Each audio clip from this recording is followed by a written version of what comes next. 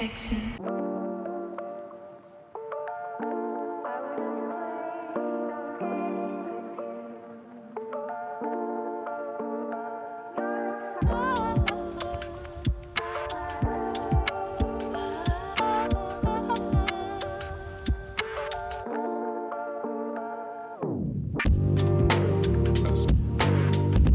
EXIN is a 5-member K-pop girl group known for their bold girl crush concept.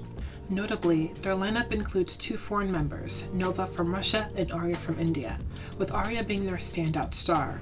Initially, she gained popularity primarily for her looks, and attracted fans even before their official debut, leading to early praise for her talents and skills. This raises a question. Does her beauty overshadow her true abilities, or is she genuinely as talented as believed? Their music is characterized by a loud, aggressive sound with a nasal and forward vocal style. While they might not match the popularity of their industry peers, they are determined to establish their own identity. Now, are they as impressive as some international fans claim, or are we simply enchanted by the allure of their foreign members? The same question can be raised about another K-pop group, Black Swan, which I'll cover in a future video. The crucial issue is whether we would still appreciate their music and performances if they were solely an all-Korean or all-Asian girl group in the industry. Lastly, does their current concept have what it takes to catapult them into the mainstream and maintain their momentum? As the title of this video suggests, I believe the answer is no. Let's delve into the reasons behind this in today's video. In Boris City Magazine's video titled, "Do K-pop Concepts Even Make Sense?" a BTS video essay, the creator dives into the fascinating definition of what a concept truly means. They point out how K-pop fans have reshaped the meaning of this term over the years. To clarify, a concept refers to the core idea behind a piece of art, such as album, a movie, or a novel, focusing on its theme, the essential message that the audience is meant to take away. On the other hand, a K-pop concept highlights the unique aesthetic that a group or soloist embodies, capturing their image and visuals. I highly recommend watching the video for yourself as it dives deeper into these intriguing distinctions, and I've only touched on the surface. EXIN's current concept is ordinary young women going after and living their dream. The theme of this concept is, if I can do it, so can you. And the K-pop concept is girl crush. What do I like about them? I like how EXIN and their team have executed this concept.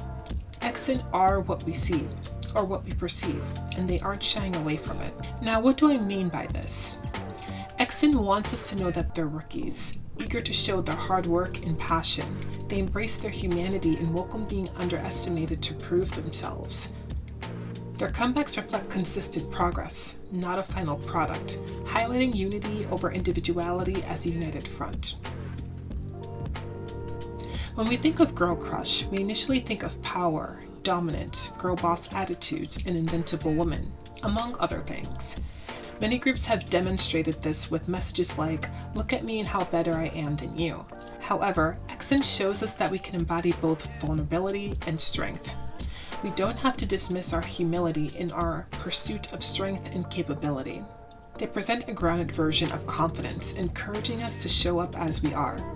In most of their songs, they avoid speaking down to their listeners or imposing dominance, at least most of the time.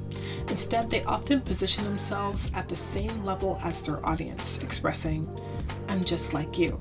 This unpolished approach is their superpower. Their company seems to have given them music that works to the girls' strengths and minimizes their weaknesses. There's nothing particularly vocally challenging about any of their songs, to be specific. Disclaimer: I want to remind everyone that what I say is just an opinion. It's not fact. If you disagree, that's perfectly fine. Please share your thoughts in the comments section below.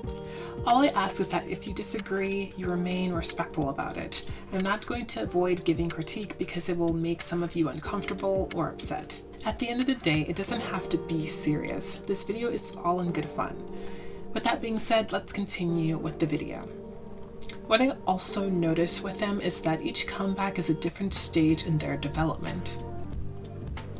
Stage 1, unfamiliarity and motivation development. Their want. They want to be K-pop stars or idols and to do things that haven't been done before. Keeping the fire.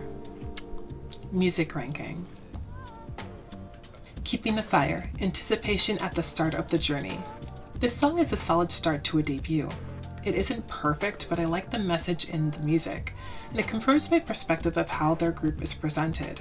They speak of going for what they want with unrelenting persistence, despite any hardship or setback that comes their way. They express it as anyone would at the beginning of a new adventure. Initially, you're excited, hopeful, and aiming to bring your best to the thing that you want to do. They don't speak above the listener's head. Instead, they are grounded and are on the journey with the listener. Production, vocals, and rap. The production, though not my favorite from girl crush songs, gets the job done and aids the message it's trying to tell. The vocals aren't my favorite either, as they can come off obnoxious or shrill paired with the production. The rap verses are solid, with the standout being Nova, who brings a lot of spunk and personality to her delivery. Despite Arya being so talked about or hyped up during this stage of their career, they didn't give her much to work with, and she ended up feeling left out of this song specifically. Number 2, Who Am I? Pre-debut track, exploring self-identity. In this song, the girls are expressing how they struggle with self-identity. They convey a heartfelt determination to keep moving forward and discover who they truly are in their own unique ways. They acknowledge that seeking opinions from others doesn't always shed light on their true selves. It's a relatable reflection on moments when they felt they weren't being their authentic selves, trying instead to fit into molds that didn't resonate with them. Production, vocals, and rap. I have to be honest, the production is definitely the weakest part of the song. It feels both brash and lackluster, all at the same time. I don't believe it supports the message at all. In fact, it distracts from it, making it hard to focus on the lyrics. The vocal and rap direction given to the girls isn't my favorite either, but I could see how the production stands in the way here. This is expected from a rookie group that isn't backed by a major company. However, in subsequent tracks, there is an effort to improve. Stage 2, uncertainty and perseverance. Their need. They need to align with what they want. They need to be authentically confident, be patient in the process, and answer the call even when challenges or obstacles try to obstruct their path. Synchronize. Music ranking. At number 1, Close My Eyes, Fear of the Unknown. In this song, the girls express their fear of the unknown and wonder if their hard work will pay off. Some lyrics convey that they might feel overwhelmed by the pressure associated with the path they chose. Will this journey be worth it in the end? They don't know. Nevertheless, they motivate themselves and the audience to keep moving forward. Production, vocals, and rap. The production is polished and sounds miles better than their initial debut. I like the pop R&B flavor that they put into the production and how mellow it sounds. The vocals and rap mirror this and don't go to any harsh extremes. I like how Niz and Arya neutralizes the tones of Nova, Hannah, and Isha. It keeps everything balanced. They also give Arya more to work with so that she felt like a part of the song. I will say that Nova's nasality when she sings is too harsh, and I wish they would have allowed her to pull back on it. At number 2, Synchronize, align with what you want. In this song, EXIN recognize they have not reached their destination yet, but still resolve to keep their fire alive on the way to their destination. They're encouraging their audience and themselves to stay motivated and to keep giving their best no matter what stage they are on their journey. They recognize how far they have to go, but that doesn't discourage their stride. Production, vocals, and rap. I like the production better this time around. It suits this comeback, and it doesn't overpower the vocal and rap execution. It actually complements it. The vocals are good, the nasal delivery isn't overpowering. I think this is because they have vocalists to help balance everything out. The line distribution here is good. The rap is solid, and I like how they paired Arya and Nova in the second verse.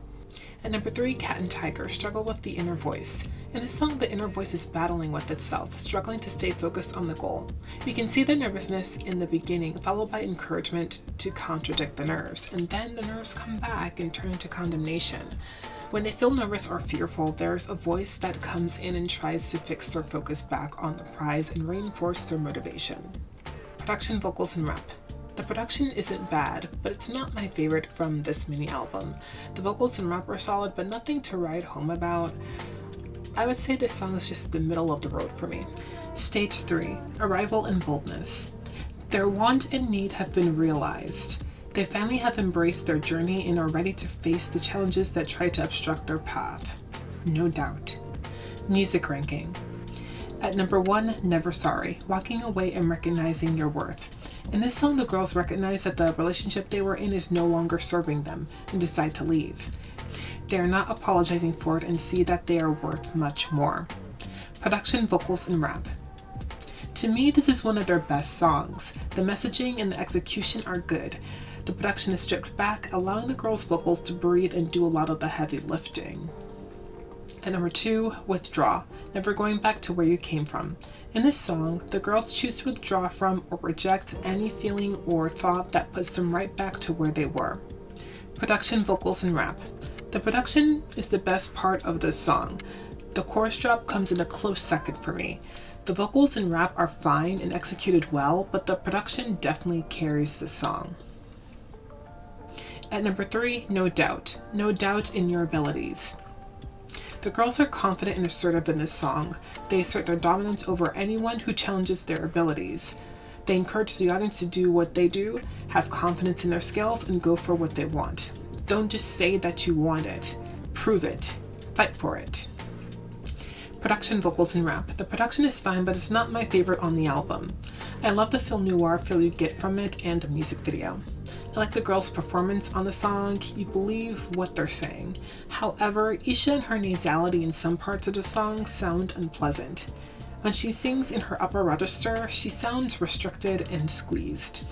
Because she leans so heavily into that harsh nasal sound, her diction gets a little lost in my opinion. I'll go into more detail in their individual ranking. At number 4, My Idol, appreciation for your peers who came before. This is a song where the girls give special thanks and appreciation to the ones that came before them. They're asking for their blessing and well wishes as they continue on their journey. Production, vocals, and rap. I'm sorry, but this is one of EXO's worst songs. It sounds way too juvenile.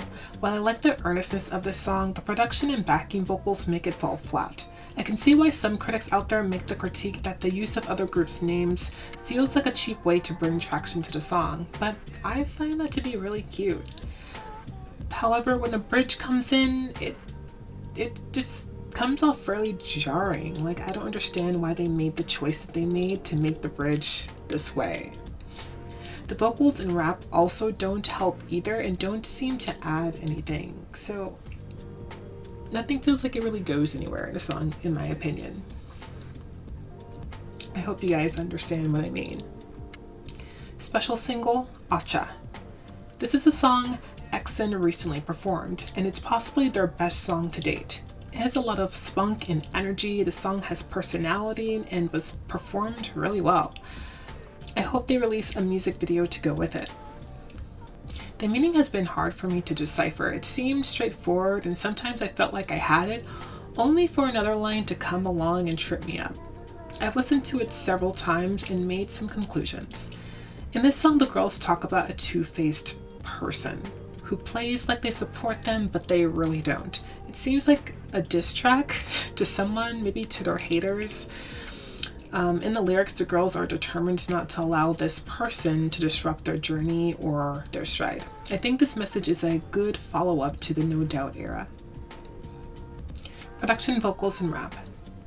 The production felt understated to me, and I didn't mind it. However, the more I listen to it on its own, the more I feel like it's missing something.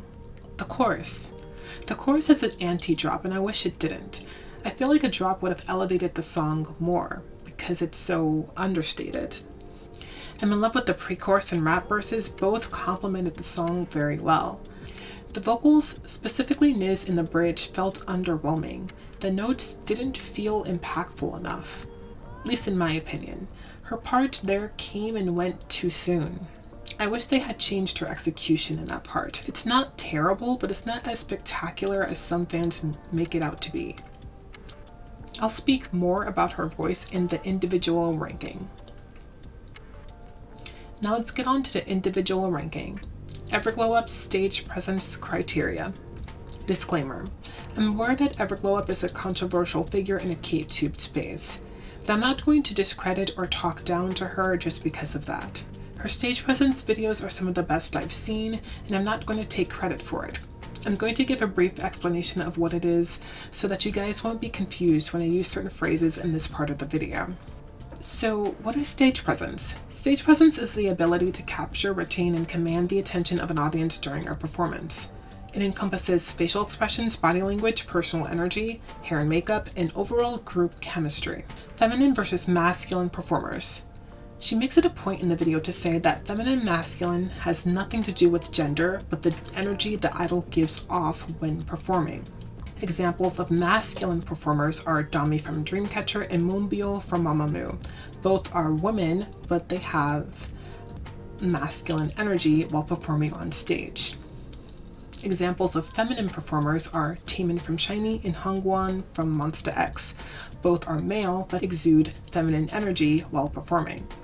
Dominant performers. These types of performers take over the whole stage. They are the easiest to pick out in powerful teen crush and girl crush concepts. They have strong body language and subtle facial expressions. Examples include Ryujin from ITZY, Lisa from Blackpink, and Hwasa from Mamamoo. Charismatic performers. These types of performers are like the dominant performers. They are quick to capture attention in almost any group or performance. The only difference is that they have strong body language and strong facial expressions.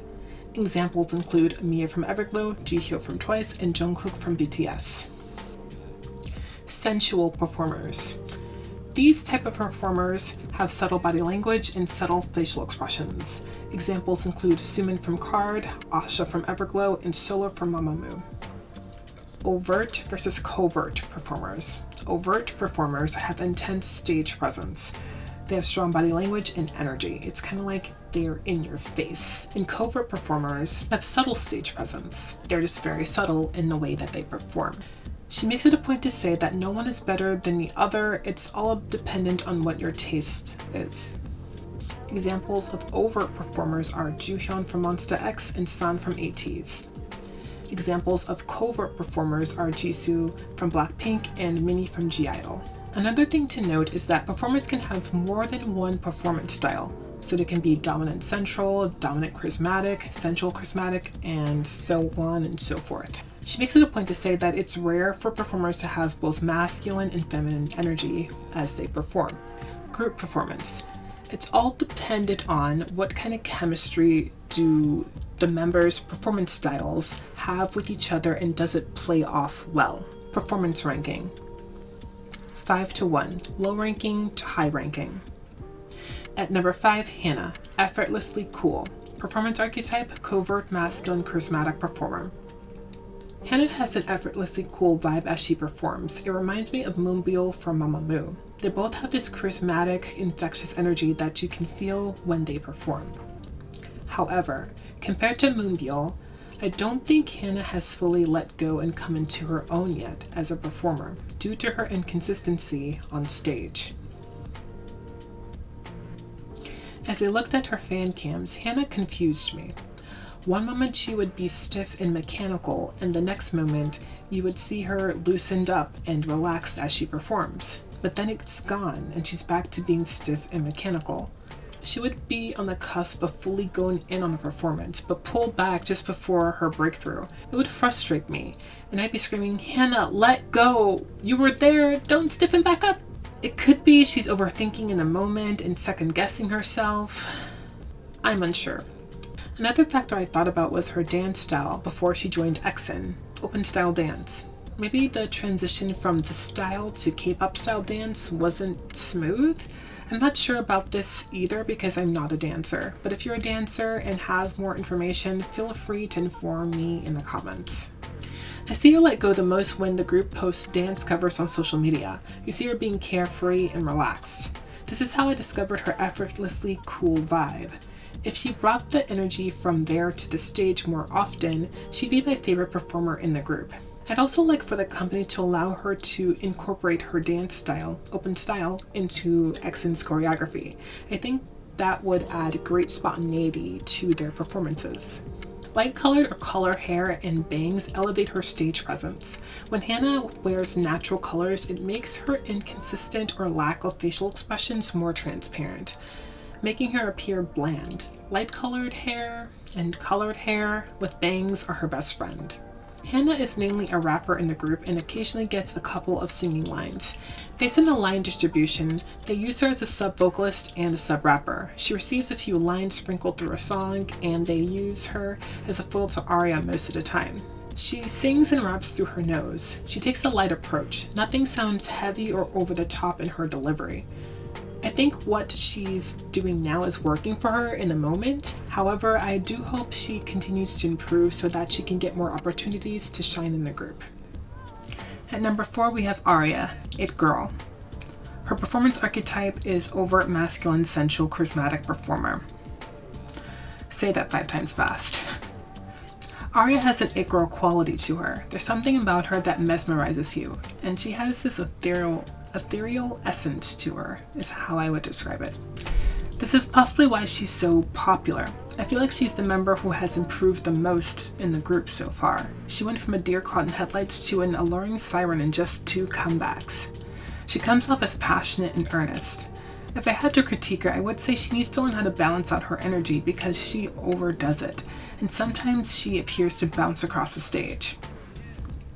You also see her get fatigued quicker as she continues to perform. She has become more expressive in her face, but her expressions come off as contrived or forced. They look over-rehearsed as opposed to coming naturally as she performs. Also, I noticed that she appears to go through the motions of the performance, making sure to hit the cue every time. The problem with this is that it takes away the authenticity. So, like Hannah, she needs to learn how to let go in her performance as well. However, unlike Hannah, Aria doesn't seem afraid to try. And based on how much she's improved so far, she can improve in no time. Aria is a rapper in the group, and like Hannah, occasionally gets a few singing lines. In the beginning, they didn't give her much to work with, but now it's balanced, and I'm glad. Who sings and raps with this nasal forward placement, she definitely balances everything out. So far, what she's doing is working for the group, but I hope she's allowed opportunities to improve her skills, especially rap.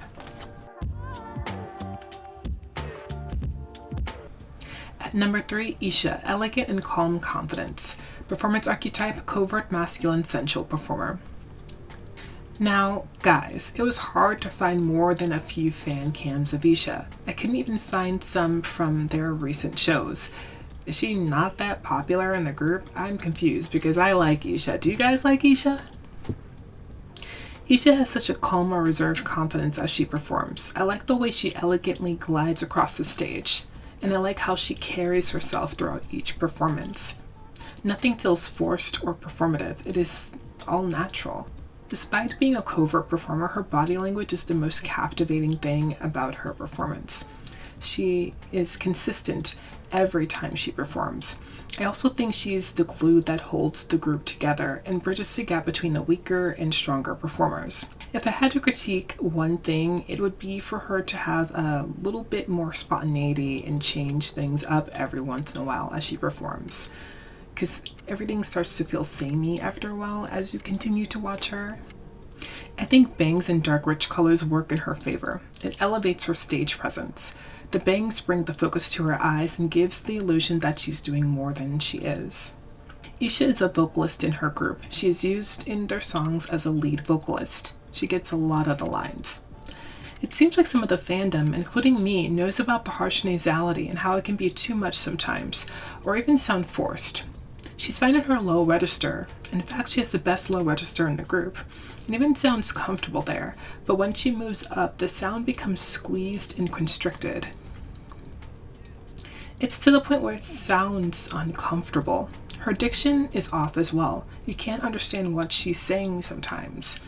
When she leans so heavily into the nasality, it takes me out of the song a little bit. So hopefully in the future, she will be encouraged to pull back from it and work foundationally on her mid and upper register. At number 2, Niz, sultry femme fatale. Performance archetype is overt feminine sensual performer. Nis is a true femme fatale who loves flirting with the audience. She doesn't have to do much to captivate you. She's confident and seems to know her body well. She's at her best in powerful or mature concepts. For example, no doubt. From her seductive head rolls to her sultry body language, her sensuality is unmatched, and it entices you to the very end of any performance. In cute concepts like My Idol, I don't think the sultry femme fatale works. Obviously, it just doesn't fit. I do see her trying to tone down the sensual body language, but it makes her appear a little stiff. So if they were to do more cute-like concepts in the future, I hope she gets an opportunity to better tune her archetype to the concept. Nis is the main vocalist in the group and gets a lot of the lines. When it comes to her vocals, I like them the best from the group. She takes a light approach to her singing, but she could work on her low register, however. In fact, this is something she says she wants to work on. When she starts singing lower notes, the diction gets lost and she sometimes becomes inaudible.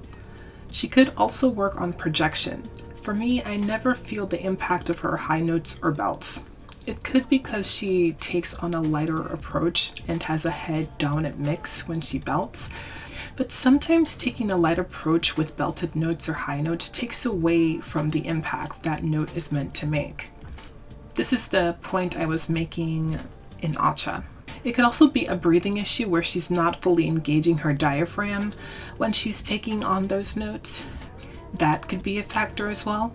The good thing is that she's willing to improve. We'll see where her voice will be in the coming years. At number 1, Nova, Firecracker. Performance archetype, overt, feminine, charismatic, sensual performer. Nova is the firecracker of this group. The moment the group hits the stage, she's on. She knows how to entertain and captivate an audience. I think she's the best performer in the group. Whatever the song or concept calls for, she takes it and owns it. When they debuted with Keeping the Fire, she was the first to draw my attention. From her assertiveness to her spunk, I couldn't look away from her alluring presence. Sometimes I feel deceived by her cat eye shape because it makes it seem like she's doing more than what she probably is. However, I see that she gives us a variety of expressions, and it seems she makes sure she tailors her expressions and performance to fit whatever concept they have. She debuted with a cool tone hair color, blonde, and now she has this warm brown hair color. I notice now that blonde hair makes it difficult to read her facial expressions, whereas warm hair color makes her glow and feel lively. Let's hope she keeps in this color palette in the future. Nova is a rapper in the group with occasional singing lines, like Aria, like Hannah. She leans heavily into nasality in her rapping and her singing. I think the nasality sounds fine when she raps, but when she sings, it's too much and even gets obnoxious. I hope in the future she's able to pull back on it as she sings and build a solid foundation in her singing. However, her phrasing and emotional expression are good. I think the best in the group. Group chemistry. In evaluating this, I realized that I put the cart before the horse. I came up with the concept before observing their performance styles, focusing solely on what could suit just their aesthetic and not taking into account their performance styles and strengths. I gave them a light concept when their group chemistry thrives in strong or powerful concepts. In the cute concept My Idol, I feel like their performance in general isn't there yet. It's just okay. I came up with the concept before writing this script and observing their performance styles. It's a lesson learned. Foreign member appeal. How do I define the term foreign member appeal? For me, the foreign member appeal occurs when a company includes non-Korean or non-Asian individuals in their groups to use them as a marketing strategy aimed primarily at foreign audiences. Essentially, these talents are brought on board as a novelty to attract attention or gain clout. The issue arises when some companies become unsure of how to effectively channel the attention they receive.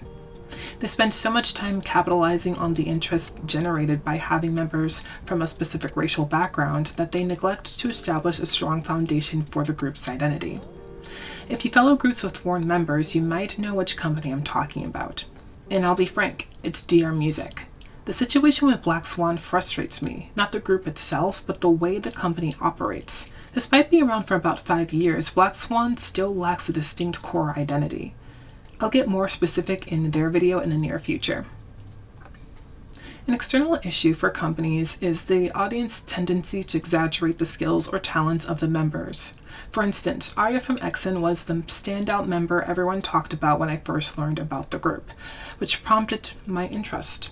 Back then, witnessing her abilities as shown earlier in the video, I realized she was being underutilized by the company while fans overhyped her.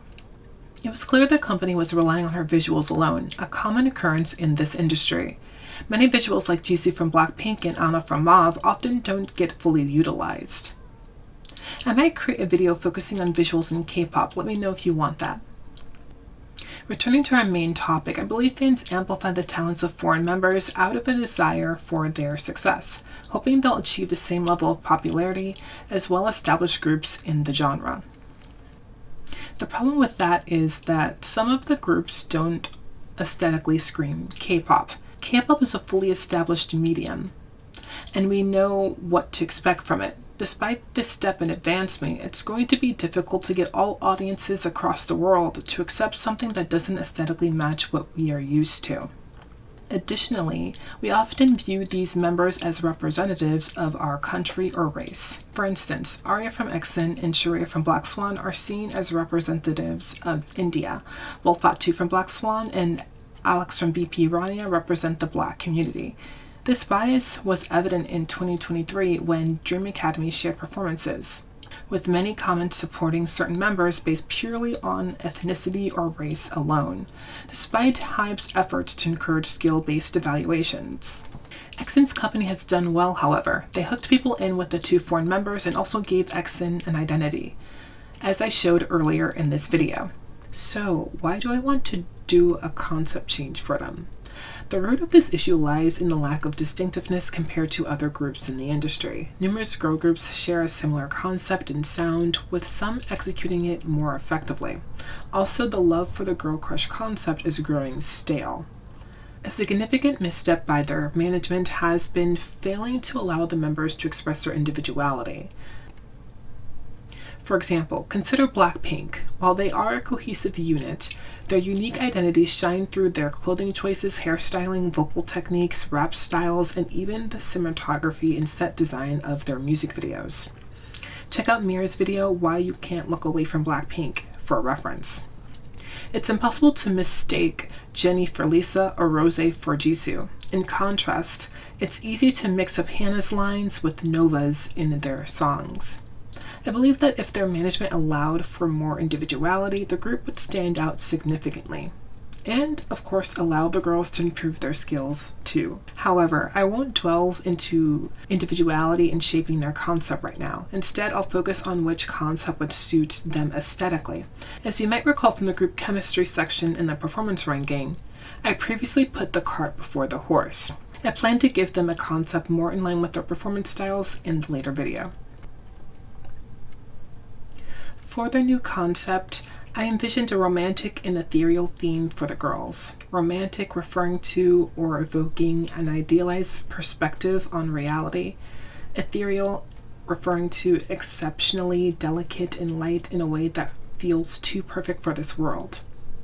Romantic captures their perception of reality, while ethereal reflects their aesthetic. Their concept is, the girls are obsessed with the idea of love, searching for it or falling in love so much so that they neglect themselves and reject themselves for the sake of it. The theme of this concept is, you can't give or receive from an empty tank. The K-pop concept is soft girl crush. I don't know how else to label it other than like not completely girl crush, but not completely super duper soft. So soft girl crush. And mermaid and siren aesthetics. There's a reason why the girls yearn for love so intensely. This idea draws inspiration from the tale of the Little Mermaid. Before the girls are motivated to chase love, their initial desire is to explore and experience the world beyond their own. Much like Ariel, they gather treasures from the surface and imitate human behaviors. Ursula grants them legs, but at the cost of their voices. They must win love within a specified time frame, or else they will revert to being mermaids and fall under Ursula's control. Additionally, I have added a twist.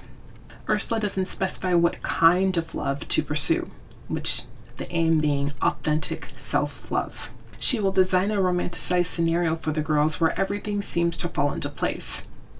By manipulating their paths toward romantic love, Ursula will orchestrate situations that pull the girls further from their true goal while setting up the guys to deceive them from the start. Stage 1. Embrace Me. Stage 1, labeled Embrace Me, is the beginning era. In this era, the girls are entering into a relationship for the first time and experiencing everything one would feel when encountering their first love. Butterflies, sweet nothings, and hard eyes. The concept photos on social media will be majestic and have a romantic quality to them. The tracklist will be sugary to the taste as the girls express their overwhelming feelings for their new guy.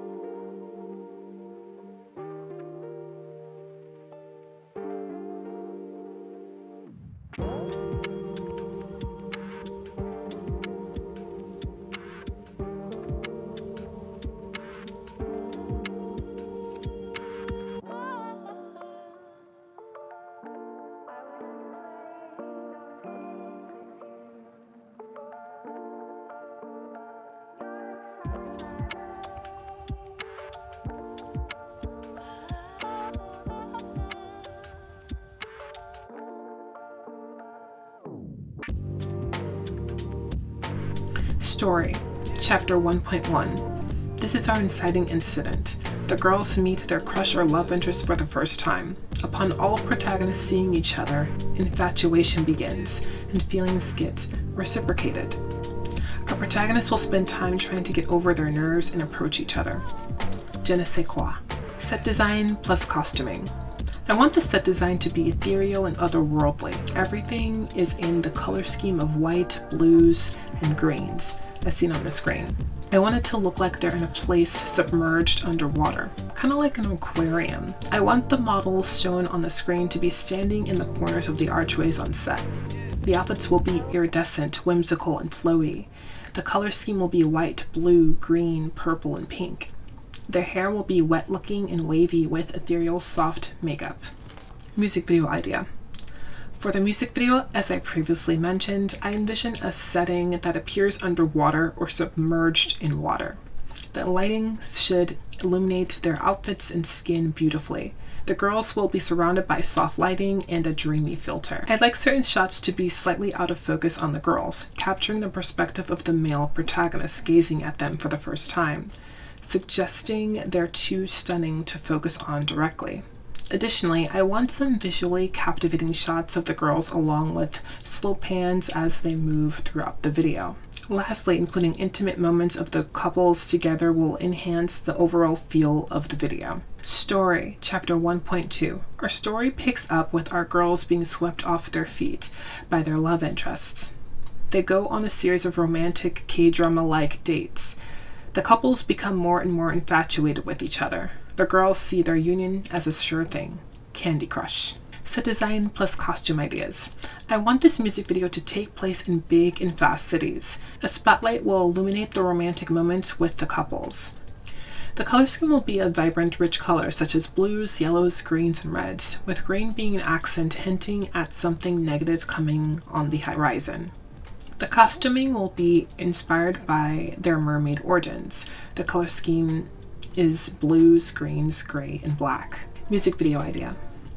I want to take inspiration from romantic K-dramas, all to tie into the fact that they are experiencing this through rose-colored glasses. I want it to play out like a whirlwind romance. I want it to be filmed like a home video or vlog so that we can feel the intimacy. When the pivotal romantic moments occur, the film switches to the K-drama aesthetic, twirling cameras, fluttery music, the whole nine. We see the girls' dates play in a montage. As the high of the relationship settles down, the music video will end with a heart snow globe, a souvenir one of the girls got from their love interest, breaking on the ground as green lighting slowly illuminates it. As one of the girls stares at it, another turns and sees their loved one leave out an isolated door in the middle of the street. And that's how the music video ends. On to the next era. Stage 2, You Confuse Me. Stage 2, labeled You Confuse Me, is the second era. In this era, the girls feel at a loss as their first romance ends almost as fast as it started. They do their best to comprehend these foreign negative feelings, ultimately concluding that they want to reignite the positive feelings they felt in the beginning. The concept photos evoke imagery of the girls submerged in water and sheer fabric. My goal is for this to communicate how the girls have been hit with or drenched in reality. The color palette is natural, earthy, and representative of what has happened. The tracklist is filled with a hodgepodge of their emotional and mental state.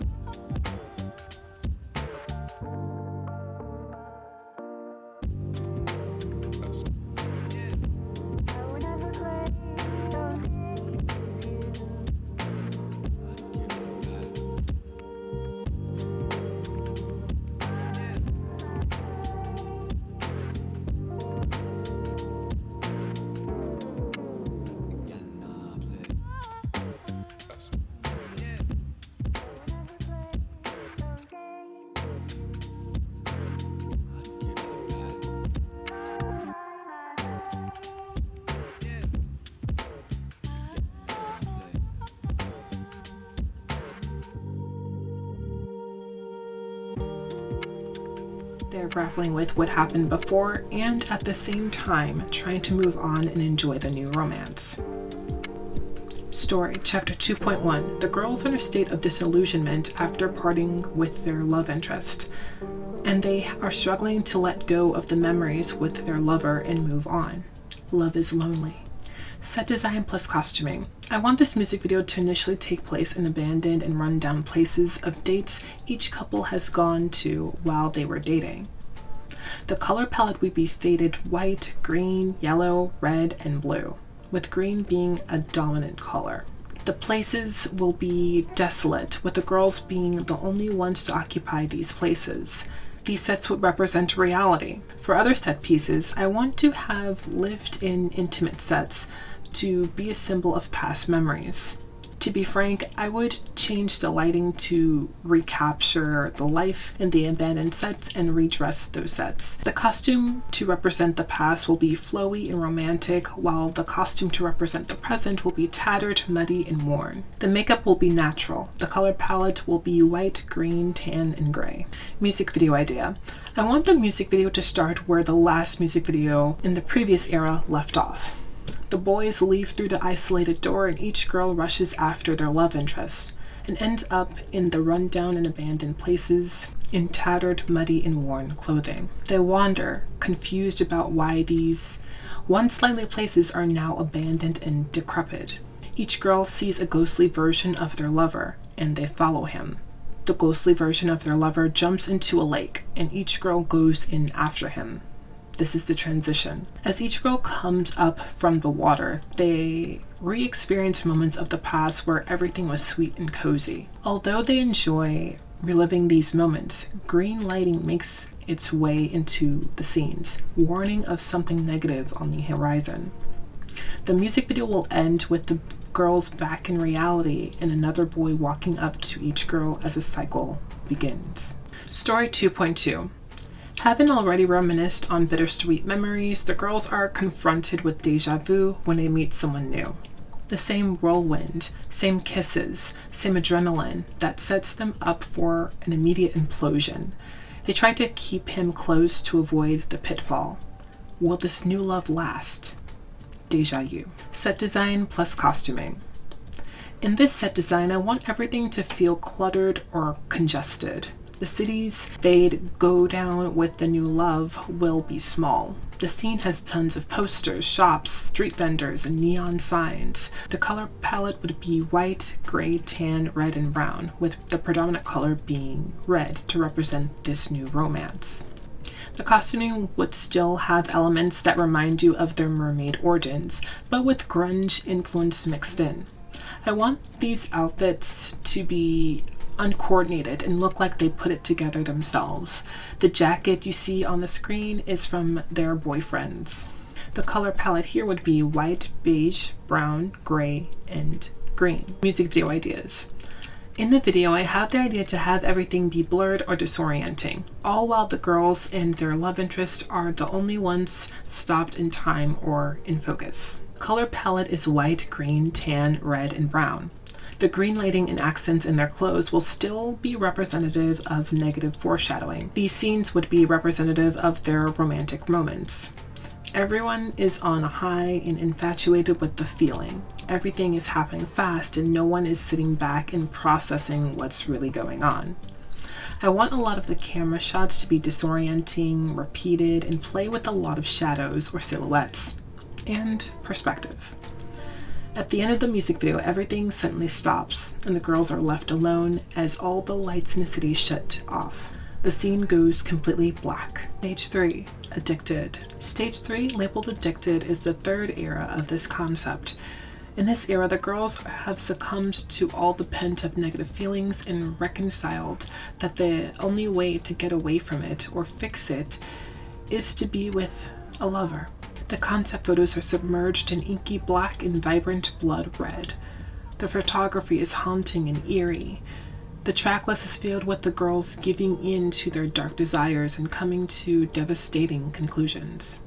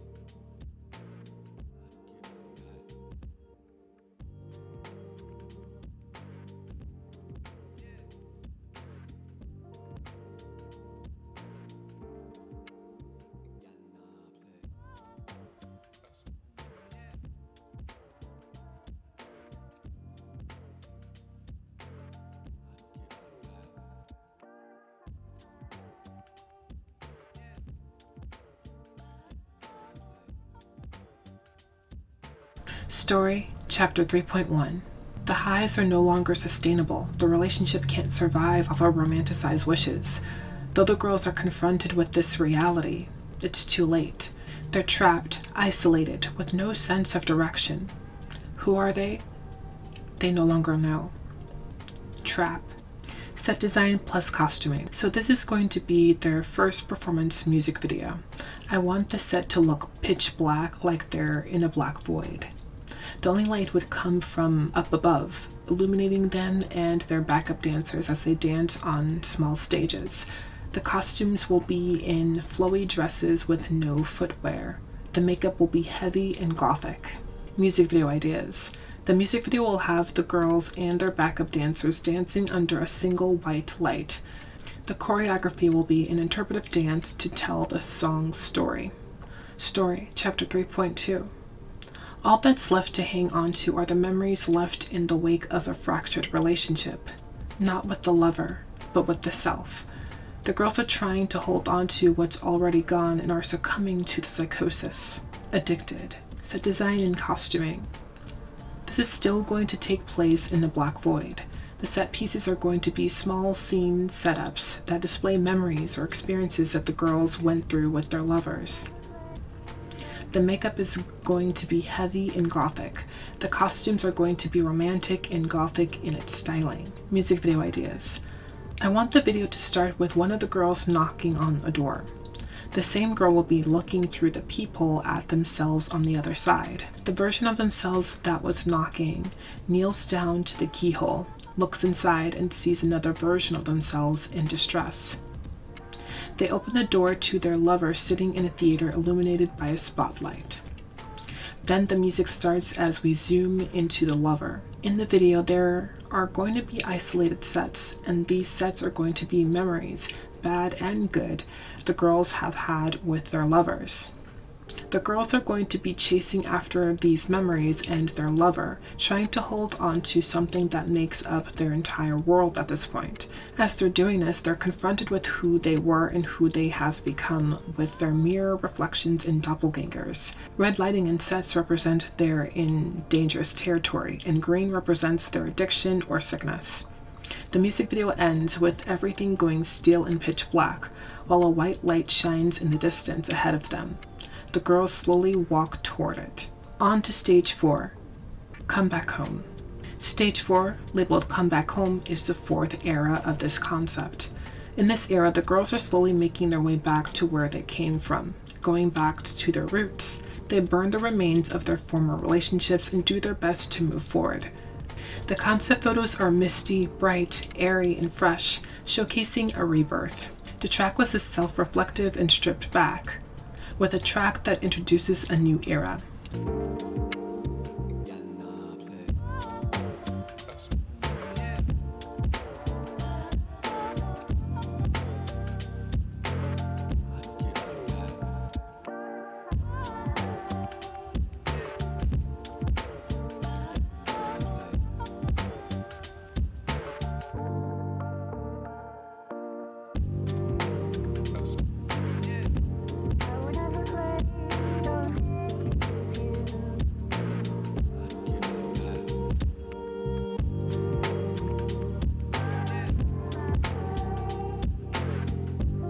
Story, Chapter 4.1. It's been a struggle, but the girls have made it out of the darkness. They are taking the first step in a new direction, regaining their strength and a sense of identity. Their worth no longer comes from the external validation of a lover or romance, but from within, the love they needed all along. Blur. Set design plus costuming. I want the video to take place on an abandoned beach and have a dark cave they emerge from. A light appears in the distance of the black void of the last era. The girls walk toward it and end up in a damp, dark cave. They walk out onto the abandoned beach. The beach is covered in things from their previous relationships. The costuming is going to have a neutral color palette with sun-kissed makeup and natural colored beach wave hair. Music video idea. In the music video, the girls have just emerged from the darkness.